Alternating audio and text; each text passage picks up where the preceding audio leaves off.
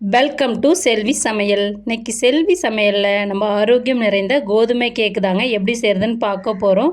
நீங்கள் முதல்ல கோதுமை கேக் செய்கிறனீங்கன்னா இல்லை முதல்ல நீங்கள் கேக் ட்ரை பண்ணுறனீங்கன்னா இந்த வீடியோவை முழுமையாக பார்த்து நான் சொல்லியிருக்க அளவுகளை தொடர்ந்து பார்த்தீங்கன்னா நீங்கள் அதே மாதிரி உங்களுக்கு கரெக்டாக கிடைக்குங்க. இந்த கேக் செய்கிறதுக்கு நம்ம முட்டை பயன்படுத்தலை, வெண்ணெய் பயன்படுத்தலை, தயிர் பயன்படுத்தலை, எந்த ஒரு எசன்ஸும் பயன்படுத்த கிடையாதுங்க. வீட்டில் இருக்கிற குறைவான பொருட்களை வச்சு நிறைவாகவும் ரொம்ப டேஸ்ட்டாகவும் ஆரோக்கியமாகவும் ப்ரெஷர் குக்கரை பயன்படுத்தி எப்படி செய்கிறதுந்தாங்க பார்க்க போகிறோம். கோதுமை கேக் வந்து குழந்தைங்களுக்கு விரும்பி சாப்பிடுவாங்க. ஸ்கூல் விட்டு வந்தாங்க கேக் வேணும் அப்படின்னு சொல்லி சில பிள்ளைங்க ஸ்கூலுக்கு போகிறப்ப சொல்லிட்டு போவாங்க. அந்த மாதிரி பிள்ளைங்களுக்கு இந்த மாதிரி நீங்கள் கேக் செஞ்சு கொடுத்தீங்கன்னா ரொம்ப ஹாப்பி ஆவாங்க. வாங்க இப்போ நம்ம கோதுமை கேக் செய்கிறதுக்கு ஒரு பவுலில் 250 ml கப்பால் 1 கப் காய்ச்சி ஆற வச்ச பாலுங்க. நல்லா பால் ஆறி இருக்கணும். அதில் தண்ணிலாம் எதுவும் சேர்க்கக்கூடாது. தண்ணி சேர்க்காத தான் காய்ச்சி ஆற வச்சுருக்கணும். 1/4 cup sunflower oil, 1 cup 250 ml கப்பால் 1 கப் ப்ரௌன் சுகருங்க. நீங்கள் ப்ரௌன் சுகருக்கு பதிலாக ஒயிட் சுகர் வேணாலும் ஆட் பண்ணிக்கலாம். இப்போ இந்த சர்க்கரை, எண்ணெய், பால், சர்க்கரை வந்து பால்லையும் எண்ணெயும் சேர்ந்து நல்லா கரையணுங்க. அந்தளவுக்கு விஸ்கை வச்சு நல்லா மிக்ஸ் பண்ணுங்கள். ஒரு 4லேருந்து 5 நிமிஷம் ஆகுங்க இந்த சர்க்கரை ஃபுல்லாக கரைஞ்சி வரத்துக்கு. அப்படி இல்லைன்னா நீங்கள் சர்க்கரையை வந்து மிக்சியில் பொடி பண்ணிவிட்டு கூட சேர்த்துக்கலாம்.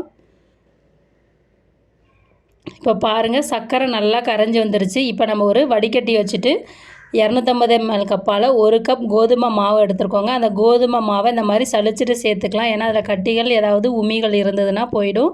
அதனால் இந்த மாதிரி சலிச்சிட்டு சேர்த்துக்குங்க. நீங்கள் கோதுமை மாவுக்கு பதிலாக கேழ்வரகு மாவு பயன்படுத்தலாம், மைதா மாவு வேணாலும் பயன்படுத்திக்கலாம். 1 teaspoon baking powder, 3/4 teaspoon baking soda add பண்ணிக்கிங்க. ஆட் பண்ணிவிட்டு அதையும் சலித்து எடுத்துக்கோங்க. ஏன்னா அதுலேயும் ஏதாவது கட்டிகள் இருக்கும். அதனால் ஜல்லியில் வச்சு நல்லா சலிச்சிக்கிங்க.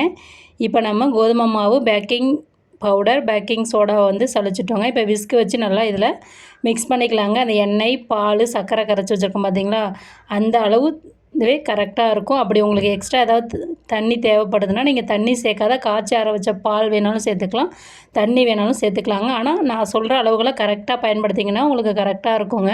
இப்போ பாருங்கள் நான் எதுவும் எக்ஸ்ட்ரா சேர்க்க கிடையாது. பால், தண்ணி எதுவுமே சேர்க்கல. கரெக்டாக நமக்கு பேட்டர் ரெடி ஆகிடுச்சு. இப்போ நம்ம எந்த கேக் டின்னில் வந்து பேக் பண்ண போகிறோமோ அந்த கேக் டின்னில் அடியில் வந்து ஆயில் அப்ளை பண்ணிக்கிங்க. ஆயில் அப்ளை பண்ணிக்கலாம். இல்லை உங்கள்கிட்ட பட்டர் ஷீட் இருந்தால் நீங்கள் பட்டர் ஷீட் வேணாலும் ஆட் பண்ணிக்கலாங்க. ஆயில் அப்ளை பண்ணிவிட்டு அதில் கொஞ்சமாக கோதுமை மாவு ஆட் பண்ணிக்கிங்க.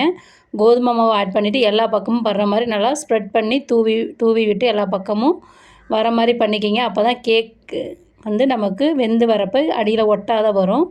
இப்போ நம்ம ரெடி பண்ணி வச்சுருக்கிற கேக் மாவை வந்து அதில் ஆட் பண்ணிக்கலாங்க. பாருங்கள் இந்த அளவுக்கு பதமாக இருக்கணுங்க. அப்போ தான் நம்ம கேக் சூப்பராக வரும். இப்போ நல்லா டிப் பண்ணிக்கலாங்க, பபுள்ஸ் எதுவும் இல்லாத. இப்போ நமக்கு பேட்டர் வந்து ரெடி ஆகிடுச்சு.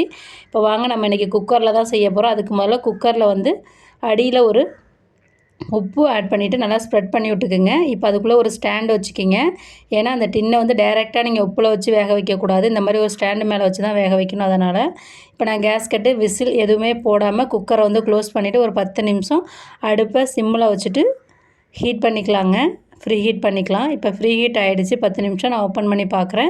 சூடாக இருக்கும். நீங்கள் திரும்ப இப்போ கேக் பேட்டர் ஊற்றி வச்சுருக்க டின்னை வந்து அதில் ஆட் பண்ணிக்கலாங்க. அந்த ஸ்டாண்டில் ஆட் பண்ணிவிட்டு அந்த குக்கரோட கார்னரை வந்து கேக் டின்லாம் உரசாமல் இருக்கணுங்க. அப்போ தான் நமக்கு கரெக்டாக வெந்து வரும்.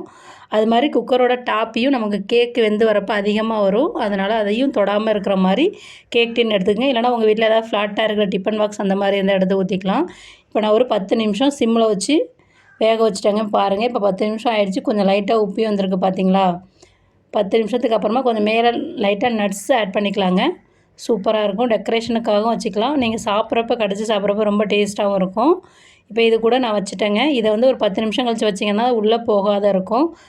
ஆனால் நான் 10 நிமிஷத்தில் வச்சேன். ஆனால் எனக்கு வந்து லாஸ்ட்டாக ரிசல்ட் வந்தப்போ அது உள்ளே போயிடுச்சு. பாருங்கள் இப்போ நான் க்ளோஸ் பண்ணிக்கிறேன். க்ளோஸ் பண்ணிவிட்டு திரும்ப ஒரு 40 நிமிஷம், ஃபஸ்ட்டு 10 நிமிஷம் வச்சோம். தொடர்ந்து 40 நிமிஷம் நீங்கள் சிம்மில் வச்சு எடுத்திங்கன்னா உங்களுக்கு சூப்பரான சுவையான கோதுமை கேக் வந்து தயாராகிடுங்க. பாருங்கள் இப்போ நல்லா வெந்து நல்லா கோல்டன் கலராக இருக்குது பாருங்கள். ஒரு குச்சை வச்சு செக் பண்ணி பாருங்கள் வேந்துதா வேகலையான்னு. வேகாத இருந்தால் நீங்கள் செக் பண்ணி பார்த்துட்டு கொஞ்சம் நேரம் வச்சுக்கலாம். வெந்துருச்சு. எடுத்துகிட்டு இதை நல்லா ஆற விடணுங்க. கேட்க நீங்கள் ஆற விட்டாலே உங்களுக்கு ஆட்டோமேட்டிக்காக கார்னர்லாம் அதுவே எடுத்து வந்துடும். அப்படி லைட்டாக எடுக்காமல் இருந்தால் நீங்கள் நைஃபை வச்சு எடுத்துக்கலாம். இப்போ நமக்கு 1 மணி நேரம் ஆகிடுச்சு ஆற விட்டு. இப்போ நான் சைடில் அப்படியே நைஃபை வச்சு இந்த மாதிரி எடுத்து விட்டுக்கிறேங்க. எடுத்து விட்டு ஒரு பிளேட்டில் வந்து ட்ரான்ஸ்ஃபர் பண்ணிக்கிறேன் கேக்கை.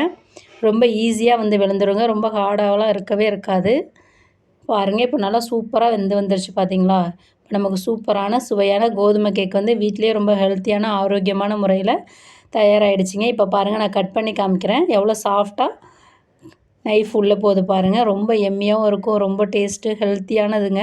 நம்ம வீட்டில் இருக்கிற குறைவான பொருட்களை வச்சு நிறைவாக நம்ம கேக் செய்யலாங்க. உடனே செய்யணுன்னா இந்த மாதிரி கேக் செய்யலாங்க. எவ்வளோ சாஃப்டாக எவ்வளோ ப்ளஃபியாக இருக்குது பாருங்கள், கடைகளில் வாங்குகிற மாதிரியே. நம்மளுடைய உடம்புக்கும் ரொம்ப ஆரோக்கியமானதுங்க. இதே மாதிரி நீங்களும் உங்கள் வீட்டில் கோதுமை கேக் வந்து ப்ரெஷர் குக்கரை பயன்படுத்தி செஞ்சு சாப்பிட்டு பார்த்துட்டு எப்படி இருந்ததுன்னு சொல்லுங்கள். நம்ம சேனலை லைக் பண்ணுங்கள், ஷேர் பண்ணுங்கள், சப்ஸ்கிரைப் பண்ணுங்கள், கமெண்ட் பண்ணுங்கள். Thank you very much. நெக்ஸ்ட் வீடியோவில் பார்ப்போம்.